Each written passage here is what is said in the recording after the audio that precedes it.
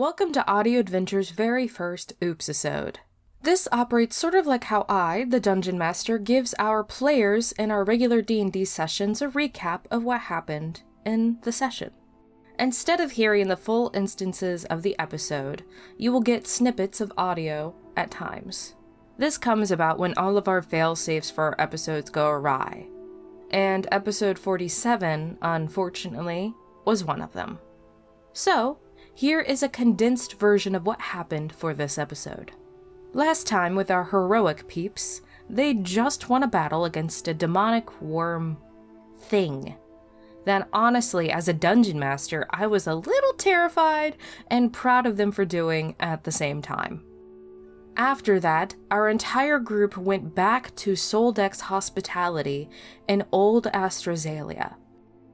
As the sun sets over the horizon, a journal, Redguest's journal, is being read by Tibril on the interior of a guest room of Soldex Hospitality. The half-elven man, Tibril, is glowing silver in the dim light as the information is being read off the pages. Behind him stands the large silvery body of a warforged, Tomb, his metal backlit from the setting sun and frontlit in the soft silver light. I'm not surprised. Ever since we met him, I've never trusted him. That's fair. Especially around Virgil.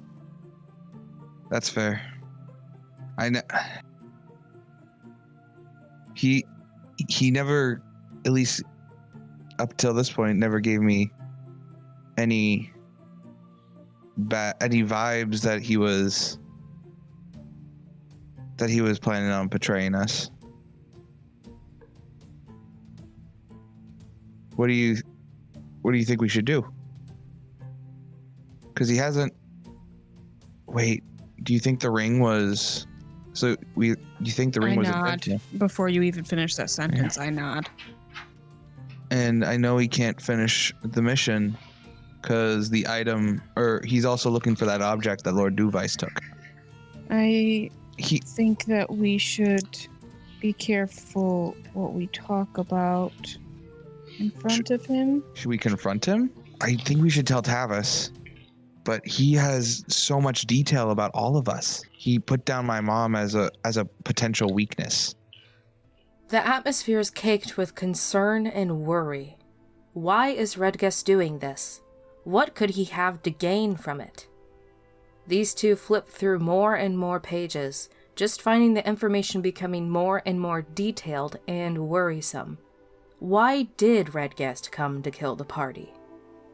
The camera pulls back as the duo continues their conversation down through the floor, passing conversations of joy and laughter on the way, a stark difference from what is happening with our party. We pull down the 3 flights into the lobby, where we see our tabaxi, Redguest, sitting at a table, eating food, recovering from his glance with death not just an hour or two before. As the lobby begins to thin out for the night, we hear heavy, booted footsteps walk up to his table. He glances up to see a familiar face, Belisis, a human man dressed in all black, silver hair, and sharpened teeth. He sits down at the table. Redguest. Belisis. Sorry. Yes. Accent hard. Believe me, I know. Get down on my knee, sort of like a respect kind of deal. Oh, no, don't do that here. Then I get back up. It has been many, many months since you've left, and they sent me out to track you down and make sure that you're still alive, most importantly, as we have lost Mukagark. And if you need help.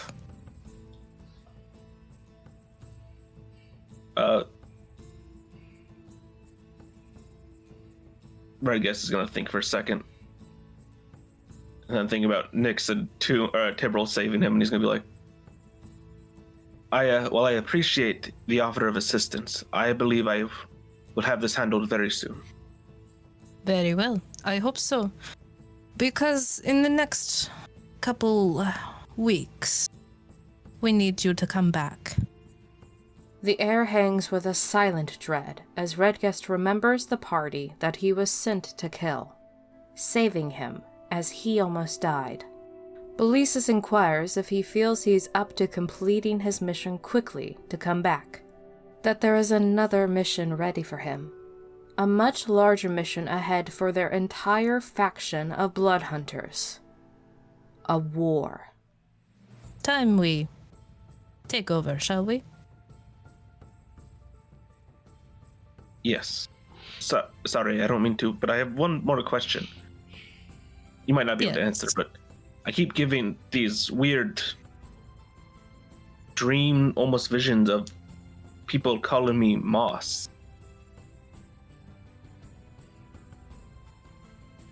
People are calling you Moss? Yes. Are you simply... He kind of leans back a little bit, surprised. Are you simply remembering one of your missions? No, I don't believe I've ever used that name before. It was very weird. They were calling out to me.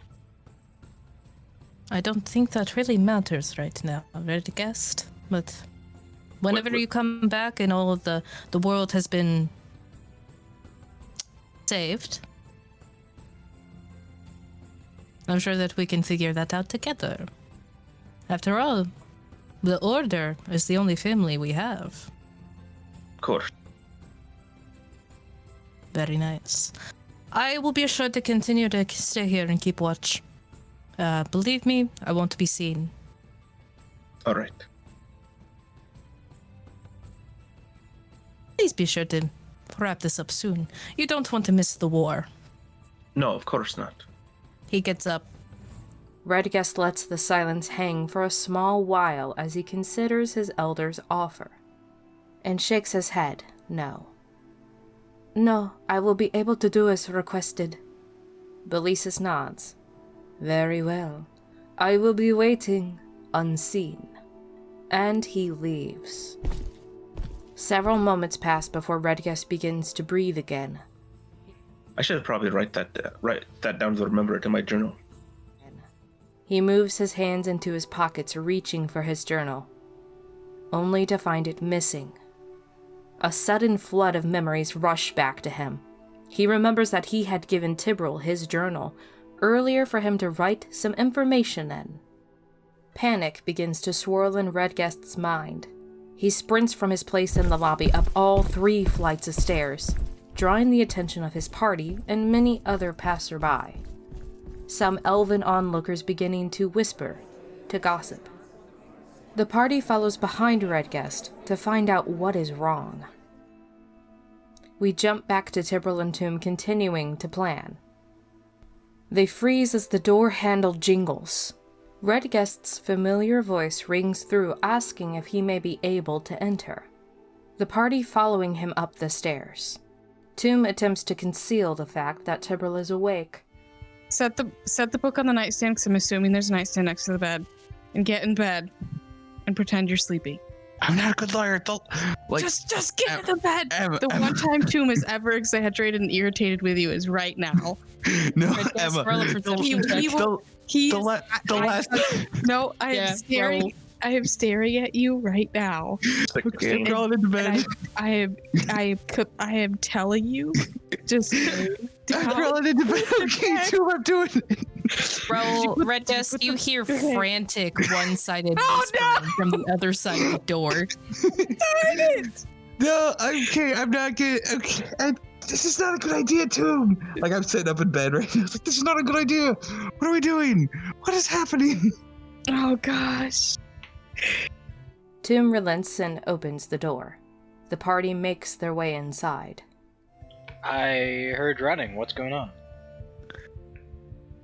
I came by to check if they wanted ale. Didn't expect all you guys to follow after, but Good Okay. They all stand on the interior of Tibral's guest room, now being almost solely lit by the light being cast off Tibral's body. Redguest looks up into Tibral's eyes and asks if he can have his journal back, to which Tibral does, slowly. As the journal is given, Tavis hears Tibral's voice in his head, passing information about Redguest's plan to him as well. Tavis, I have Redguest let me borrow his journal. He's hired to kill us. You hear this in your head. What? No! I say in my head. Okay. Are you sure that's not just a weird tabaxi joke that he wrote in this is journal? oddly no. This book is filled with everything we've done since we broke out of that prison in since we broke out of that jail cell. No reason to act all nervous right now. Why don't we just give him back his journal? If you do need ale right now, I guess you could just say, you need ale if you need it. All right. Looking around at Tavis and Nix, and Tavis is just staring off. And This begins other conversations, the passing of magic items and more. Nix leaves the party quickly to make a call using the party's sending stone. The voice that answers on the other end is the familiar voice of the underground drug lord, the father. Okay, so here's the dealio, Nix. Before I could remember everything, I was really, really bad person. Now I have to make sure that I keep up the act. And as far as I know, those blood hunters work for the lady, which is the queen of Ardora. So you hired somebody, you hired him to kill somebody. Okay. I am simply the second man, who is the talk box for the main person. So the lady hired you to hire somebody to kill somebody.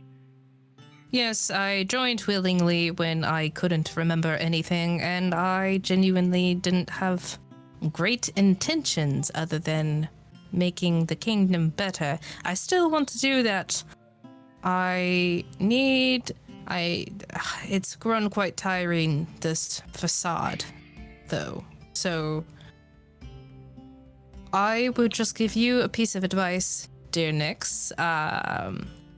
Please be careful around blood hunters. Would you like me to pass on a message, or? If I were to sort of do the acting thing, I would tell you to ask him for an update on his mission. Okay, I could do that. So yes, please continue to contact me. The things are pretty tense around the material plane right now. It's not great. So it's pretty World War-esque. Okay. Alright, well, talk to you later, brass man. Nix begins the conversation and sells his psychic linking crowns to him. The father through the conversation slips that he was a worshipper of the forgotten god Althator, that he works for the Queen of Aradora, and that he wants to stop what she is doing. As their casual conversation ends, the father asks Nix, so that he may keep up appearances, for an update on his mission. During the time that the stone call was happening, the conversation in the dimly lit room remains tense. Small footsteps run up and the party's adopted orphan, Virgil, pops into the room. Food is brought and everyone sits there as Nix comes back saying that... And when I hand the stone over, I'll say, Boss Man wants an update. Thoughts flood through Tibral's head. Oh, cool. Bossman? What was Nick saying about Bossman? I have no idea what he's saying most of the time, I'll be honest. You sure? You responded like I've learned to just roll with whatever Nick says. As the food is poked at, questions are thrown the Tabaxi's way. The party met Redguest in a very hard-to-get place. How did he get there? Why was he there? What does Nix mean by Boss Man needs an update? The questions swirl around as Redguest attempts to shoo off the worry that Tibril is emitting. But under his facade, Redguest is also worried. And it shows. I'm going to head back to my room now. I will take a couple of these sandwiches, though. fair enough. He grabs his notebook, and as he is leaving the talk, he messages Tibril, under the notice of everyone else. Anyway, and I'm going to start heading out, and I'm going to look back and get a little wave goodnight. And it's kind of like a finger to my... I'm going to point at each one and then be like, see ya, see ya, see ya. And when I point at to Tibril, I'm going to use message. Oh. So only he can hear my message in a whisper. And I'm going to say, so you read the journal, huh? Fun. And then I'm going to just head out. As our blood hunter leaves the room, Virgil looks after him worried and leaves with him, saying that he looks sad. The rest of the party looks at each other alarmed, and Tavis follows after in secret, hearing just snippets of conversation. Virgil, do you want one of these sandwiches? I know you didn't. You kind of left the party early. That's okay. And he kind of looks around sheepishly. I ate some before coming back up. That's why it took so long to get the sandwiches. Oh, I won't tell. Thanks. Then I go over to the door and I just open it. The doors to Redguest and Virgil's room open with him pressed up against it. I'm gonna, right before he opens the door, I'm gonna have my hand like up as if I was about to knock. Trying to look as if he were about to knock. I just came by to say goodnight to Virgil and you before I went to bed. Thank you. Redguest invites Tavis inside with Virgil. Why don't you join us, Tavis? I was going to tell Virgil about the giant worm we fought today. Virgil's eyes light up. Why? Guess what? Tavis killed it. Yes, Tavis, I did. His head swings over to you. And you won't believe how he did it. Oh, Tavis, you have to tell. You and Redguest have to, please. And Thellery's like shifts in his bed. Next time you guys fight something like that, can I come along? I can do a lot of stuff.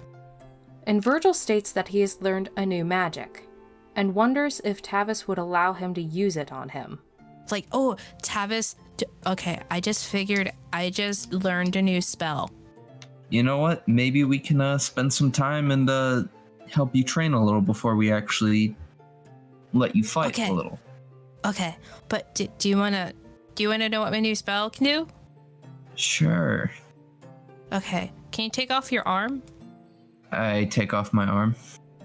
Tavis agrees, and Virgil reaches out, pressing his hand up against the nub where Tavis's arm used to be. To the party's surprise, Virgil regrows Tavis's missing arm. A vibrant and both sickly-looking green energy lighting up the room as he casts his new magic. I learned that one day I knew it. I just knew how to do it. So yeah. So your arm should be new by the morning at least. Back in Tibril's room, the rest of our party continues to talk worriedly about what they need to do and what this could mean for their future plans.